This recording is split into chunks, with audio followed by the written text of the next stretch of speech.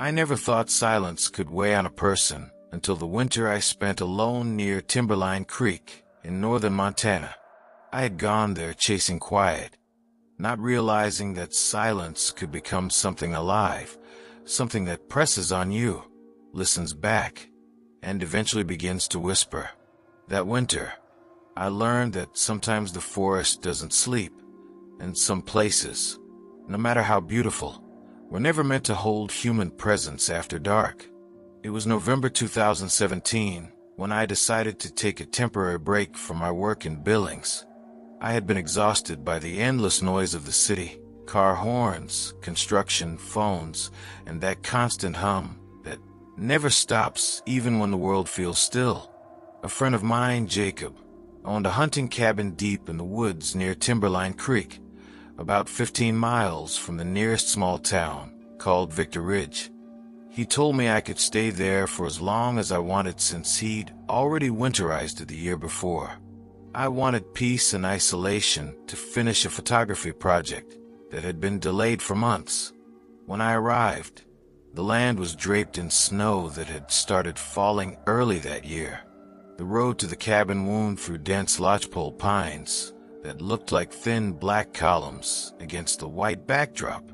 My truck skidded twice before I reached the clearing where the cabin stood. It was small but sturdy, with a steep roof to shed snow and a stone chimney leaning slightly to one side. Timberline Creek flowed about 100 yards away, mostly frozen except for a narrow current that cut through the ice, whispering like breath over glass. Inside the cabin, it smelled faintly of pine and cold smoke. There was no electricity, just an old wood-burning stove and a lantern that flickered weakly in the corner. I unpacked my camera gear, a few days' worth of food, and a notebook. The air was silent except for the slow creak of the trees outside, shifting under the weight of snow.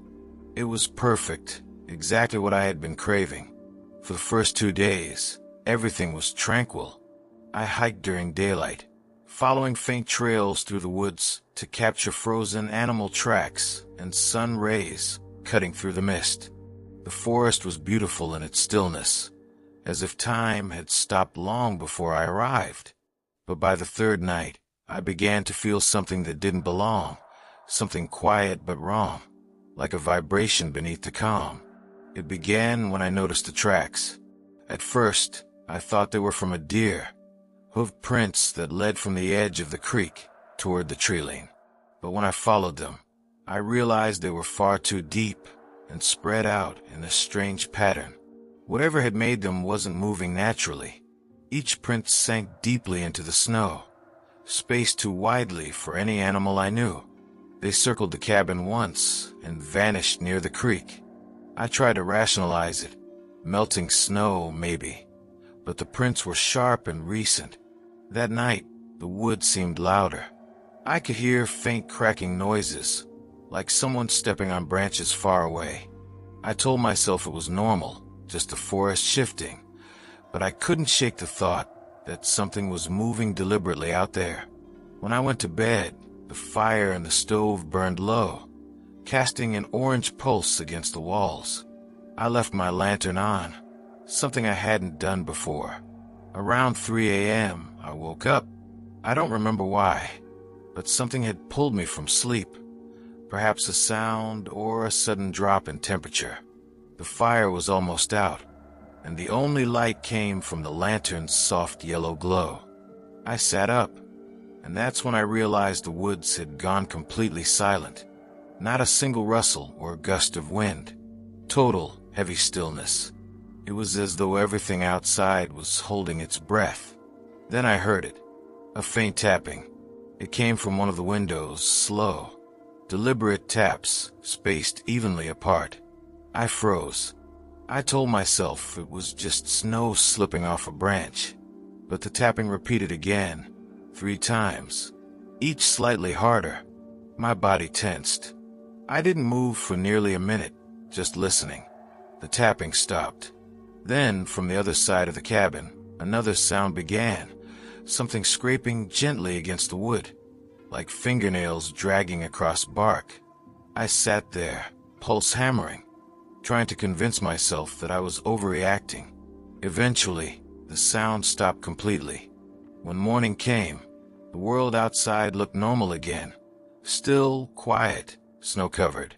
But when I stepped outside to gather wood, I found new prints. The same deep, wide tracks, now leading from one side of the cabin to the back wall where the window was. The prints were partially filled with fresh snow, but they were unmistakable. By that afternoon, I started to consider leaving. I had enough fuel to make it back to town, and I figured I could come back in spring when the weather was better. But as the sun began to sink, I hesitated. The woods looked different in the fading light. Long shadows stretched between the trees, and the snow sparkled in faint reds and blues. I wanted to capture that glow on camera before I left. So I went out, following the creek upstream. About half a mile from the cabin, I found something odd. An old fire ring made of stones, half buried under ice. There were broken glass bottles, rusted cans, and what looked like a child's metal toy truck, frozen into the snow. The scene felt strangely recent, as if someone had camped there not long ago. I crouched down, took a few photos, and noticed something behind a tree. A torn piece of flannel fabric, stuck on a branch, fluttering slightly in the wind. It was faded red, almost brown. When I returned to the cabin, the light was nearly gone. I loaded the camera's SD card into my laptop to review the shots. The photos looked normal at first. Trees, frozen stream, the old campsite. But one frame made my blood go cold. In the far left corner of the image, between the trees, there was a figure. It was blurry but clearly human-shaped, tall, with what looked like fur or matted hair hanging down from its shoulders. It wasn't there when I took the photo. I would have noticed something that large. But there it was, standing halfway behind a tree, staring toward me. That night, I didn't sleep. I kept the lantern burning and the fire going strong. Hours crawled by. At some point after midnight, I heard something moving outside again. Slow, deliberate steps crunching through snow. They stopped just beyond the door. Then came the breathing, a slow, deep exhale that fogged through the cracks in the wood. I didn't move, didn't even blink, just sat there gripping the handle of my axe. After what felt like an hour, the breathing faded and silence returned. When the first light of dawn finally came, I packed everything and left. I didn't even bother to clean up. I drove back toward Victor Ridge, barely noticing the road, my hands trembling on the wheel. Halfway there, I stopped at a gas station to catch my breath. The attendant saw the state I was in and asked if I was okay. When I told him I'd been staying near Timberline Creek, his expression changed. He told me that the area used to be a small settlement decades ago, a logging camp that burned down in the 1950s after a man supposedly went missing and was later found frozen upright near the creek, his body covered in frost, as if he had been standing there for days before death took him. I've never gone back to Timberline Creek. I deleted the photo after showing it once to a friend who insisted it was just a trick of light. But I remember that shape too clearly. The height, the dark outline, the stillness of it. Sometimes, when I close my eyes, I can hear that same slow breath pressing against the walls, waiting for the fire to die down. And in the quietest nights, when the wind outside my apartment window sounds like snow shifting across a roof, I can almost hear the tapping again. 3 slow, deliberate knocks, like something reminding me that silence isn't always empty.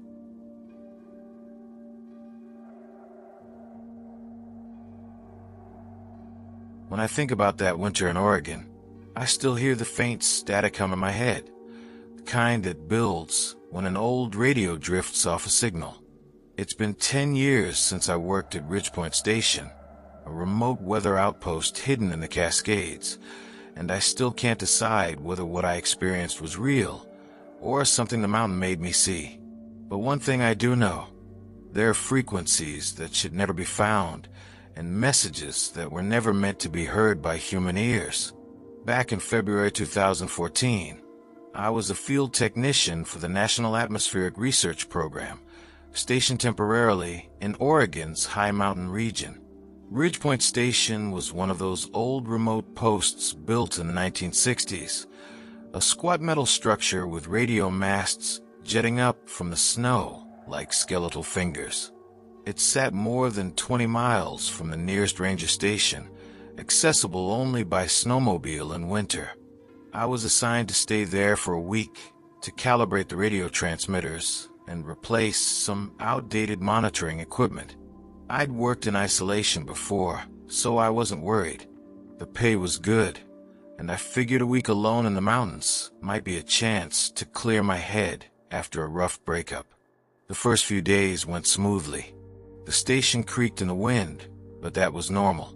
I spent my evenings checking temperature data and reading old field logs from the 1980s, many written by men who seemed to have gone slowly stir-crazy out here. By the fourth night, I began noticing something strange. While adjusting the main signal receiver, I picked up a faint broadcast on one of the emergency frequencies. It was nothing but static at first, but after a few seconds, I thought I heard a voice underneath, low, garbled, repeating in cycles. I wrote it off as cross-interference from a ham radio operator. But then, when I tuned slightly, the voice grew clearer. It sounded like a weather report, but not one I recognized. The voice spoke in slow, deliberate tones, announcing coordinates and barometric pressure readings, but the numbers made no sense. They were too high, impossible for this altitude. What settled me more was the tone. It didn't sound like a normal broadcast at all. It was off mechanical, like an imitation of a human voice reading from a broken script. When I checked the frequency against the registry the next morning, it didn't exist. The band was supposedly dead, unassigned to any known transmitter. I tried again later that day, but all I got was static. That night, I woke up to a sound that wasn't static. It was faint, but unmistakable, a rhythmic tapping coming through the intercom system. The intercom wasn't connected to anything external. It was a closed loop within the station, but the tapping had a pattern. 3 short taps, pause, then 2 long ones, over and over. I stared at the unit, half asleep, trying to decide if it was electrical interference or something else. The next morning, I checked the exterior. There were no footprints, no signs of anyone nearby, just endless snow stretching to the tree line. But the tapping continued every night, around the same hour, coming from a different wall each time, like someone was moving slowly around the structure. On the 5th day, I began hearing the voice again, stronger this time. It came through the receiver even when the power was off, whispering faintly through the unpowered speakers. It kept repeating a phrase I couldn't quite make out. When I finally recorded it and played it back at a slower speed, I realized what it was saying. It was repeating the station's name. Ridgepoint, Ridgepoint, Ridgepoint, over and over. I can't explain the feeling that came over me then. It wasn't just fear. It was like the air itself changed, denser somehow, pressing down on my skin. I stopped sleeping that night, pacing the small metal room, keeping the lights on. The wind outside had picked up, howling through the antenna masts, but beneath it, I thought I could hear something else, something deep, almost like a voice carried by the storm. I told myself I was imagining things. Isolation plays tricks on your mind, and I'd read plenty of stories of people hearing their own names in static. But that evening, when I went out to check the exterior sensors, I found something that made me stop cold. In the snow, right next to the tower's base, were 2 perfectly clear footprints. Not boot prints, bare feet. The prints led from the tree line to the tower, then disappeared behind the building. They were fresh, crisp-edged, and too deep for snowdrift illusion. My body went cold all over. There was no way anyone could survive barefoot in sub-zero temperatures out there, let alone sneak up unnoticed. I followed the tracks around the back of the station and found something worse. Carved into the frost-covered metal wall, about waist height, was a single word: listen. I backed away, heart hammering, and nearly slipped on the ice. I don't remember getting back inside, but when I did, I bolted the door and didn't move for hours. I sat there in silence, staring at the receiver. It was still humming faintly even though it wasn't powered. Then, without warning, the speakers came alive again, not with static, but with sound. It wasn't a voice this time. It was breathing. Slow, heavy breathing, like someone standing just behind the microphone. The sound rose and fell for almost a full minute before cutting out abruptly.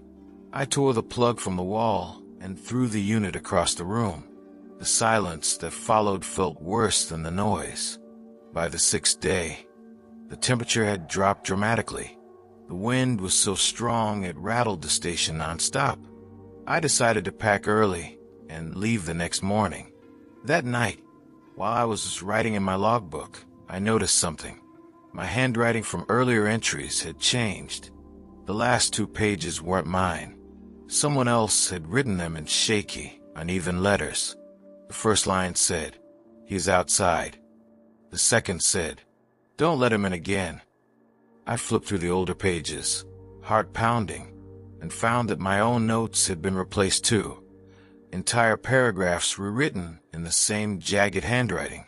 The words described me walking outside, speaking into the static, kneeling in the snow. I didn't remember doing any of that. I didn't sleep that night. Around 2 a.m., I heard a soft knock on the door 3 times. Not a heavy pounding, just light, deliberate knocks, like fingertips on metal. I froze. Then it came again, louder. When I finally forced myself to look through the peephole, all I saw was a shape, tall, dark, motionless, its outline faintly human. But it wasn't wearing clothes. Its skin was pale and distorted, like it had never seen sunlight. It stood perfectly still, head tilted slightly, as if listening. I backed away from the door and stayed in the far corner until sunrise. When I finally looked again, it was gone. Only a few shallow prints in the snow remained outside, leading away toward the tree line. The snowmobile barely started that morning, but I didn't care. I left half my gear behind and rode through the storm until I reached the ranger outpost. The officer there thought I was delirious from exposure.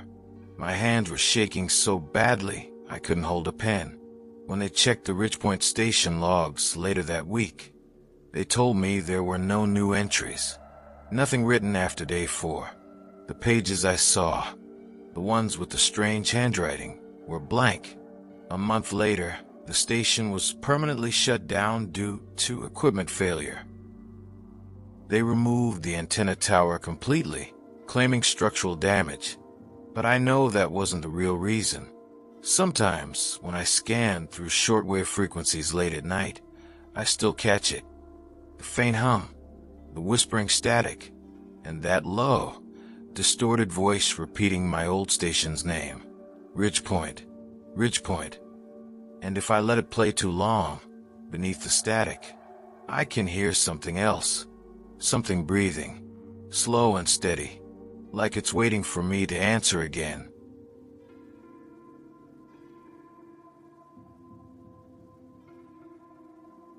I've worked as a forest surveyor for more than a decade, and I've seen things in the wilderness that most people wouldn't believe.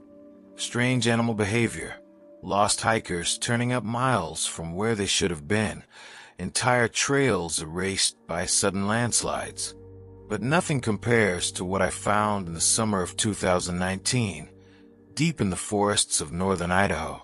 That was the year I stumbled upon a campground that, by all official records, never existed, and yet, for 3 days, I lived in it. It was late June when the Bureau assigned me to a terrain mapping project near Priest Lake. My task was simple: survey a section of old-growth forest scheduled for preservation, map elevations, and mark environmental hazards. It was solitary work, which I usually preferred. I packed my equipment, my tent, and a week's worth of food, planning to stay close to the marked grid. The first 2 days went smoothly. I set up camp near the edge of a narrow stream, close enough to refill my water supply, but far enough from the main trail to avoid weekend campers. The weather was perfect: clear skies, crisp mornings, and a faint breeze that carried the scent of pine. I spent my time mapping tree density, measuring slopes, and logging coordinates. By the third afternoon, though, I realized I had drifted farther than planned. My GPS showed I was nearly 6 miles north of the designated zone. When I decided to head back, the forest began to look subtly different. The trees grew taller, older, their trunks dark and knotted. The air was still, heavy with the smell of damp moss. The ground felt uneven, as if I were walking on layers of buried wood. Then, as the sun started to sink, I saw something strange ahead, like a soft, warm glow between the trees. At first, I thought it was a campfire, but as I drew closer, I saw lanterns, 3 of them, hanging from hooks around a clearing. In the center stood several canvas tents arranged neatly in a semicircle. There was even a wooden sign nailed to a tree that read Bear Creek Family Campground. I froze. That name didn't appear on any map I'd ever seen, and I'd been through every official listing before my trip. What struck me most was how normal everything looked. There were picnic tables, an old iron fire ring, and even a rusty water pump near a log post. It felt like a slice of 1970s Americana, perfectly preserved in the middle of nowhere. But what unsettled me was the silence. No voices, no movement, just the quiet crackle of a dying fire. I called out, expecting someone to appear. No answer. The tents were zipped shut, but curiosity got the better of me. I unzipped the nearest one and peered inside. There were sleeping bags, neatly rolled, and a few personal items: an enamel mug, a small flashlight, a deck of cards. Everything was old-fashioned but clean, as if someone had just stepped out for a moment. I told myself it must be an old ranger training site, maybe abandoned decades ago. But something about it didn't feel abandoned. The lanterns burned with real flame. The coals in the fire pit were glowing faintly red. Someone had to be here. I decided to stay nearby for the night and ask in the morning if anyone had information about the place. I pitched my tent just beyond the clearing, close enough to keep watch. Around midnight, I woke up to the sound of laughter. It was faint, distant, and oddly distorted, like a recording played underwater. I sat up and listened. The laughter came again, followed by the soft crackle of fire and faint murmurs, like a family talking around a campfire. I unzipped my tent and looked toward the clearing. The lanterns were burning brighter now, casting moving shadows across the trees. I couldn't see anyone clearly, but the shapes of people flickered across the tents. 3 or 4 figures, maybe more, sitting close to the fire. I should have felt relief that someone was actually there, but every instinct in me screamed that something was wrong. Their movements were too slow, their silhouettes too still between motions. They looked like people pretending to be human, mimicking gestures they'd once seen. The laughter stopped all at once, like someone had cut the sound with a switch. Then the fire went out completely, leaving only the cold glow of the lanterns. I stayed awake until dawn. When the first light broke through the canopy, I crept back to the clearing. The tents were still there, but they looked different, older somehow, more decayed. The fabric was torn and sun-bleached, the fire pit cold and half-filled with leaves.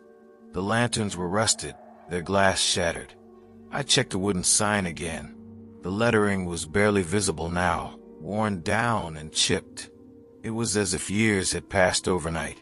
That's when I noticed something carved into the bark of the nearest tree. It was a list of names, each followed by a year. The earliest was 1963. The latest was 2017. Beneath that, a final line had been freshly carved. 2020, next arrival. I stepped back, suddenly aware of how quiet the forest was again. My GPS refused to load coordinates. It showed nothing but a blank screen. The compass spun slowly, unable to settle. I packed my things as quickly as I could and left, heading in what I thought was south. But after nearly an hour of walking, I came upon the same clearing again, the same tents, the same broken lanterns. Only this time, the tents were completely collapsed, covered in moss. The fire pit was gone. Even the sign had fallen over. It was like the forest was rearranging itself around me, folding paths back into one another. My heart pounded as I tried every direction, north, east, back the way I came. But somehow, no matter which route I took, I'd end up back in the clearing. It was only when the light began to fade that I saw movement again.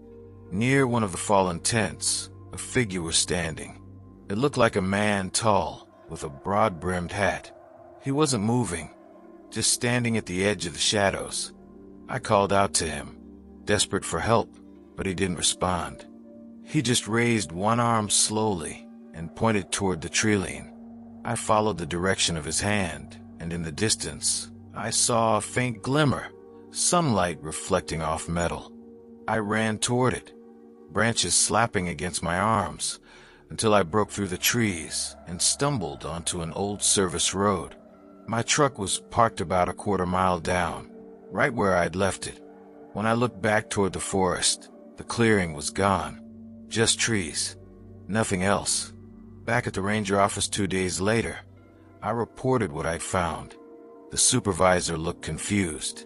He said no campground had ever existed in that section of forest. He even pulled up aerial maps dating back to the 1960s. No clearings, no trails, nothing but solid timber. Out of curiosity, I asked an older ranger named Ellis, who had worked the area for 40 years, if he'd ever heard of Bear Creek Family Campground. His face went pale when I mentioned the name. He said there had been a campground by that name once, but it had been shut down after a landslide in 1971 killed several campers. The site was buried under tons of rock and soil. According to him, that land was never reopened. I went home that week and couldn't shake the image of that sign, the one with the carved names. I found the notebook I'd used in the field and flipped through it. On the last page, written in my own handwriting, but with letters that didn't quite look like mine, was a new line I don't remember writing. It said, 2020 arrival confirmed. I never went back to Priest Lake after that. And sometimes, when I'm driving through back roads at dusk, I swear I can see faint lantern light between the trees, 3 small flickers in the distance, like a campground waiting for the next name to be added to the tree.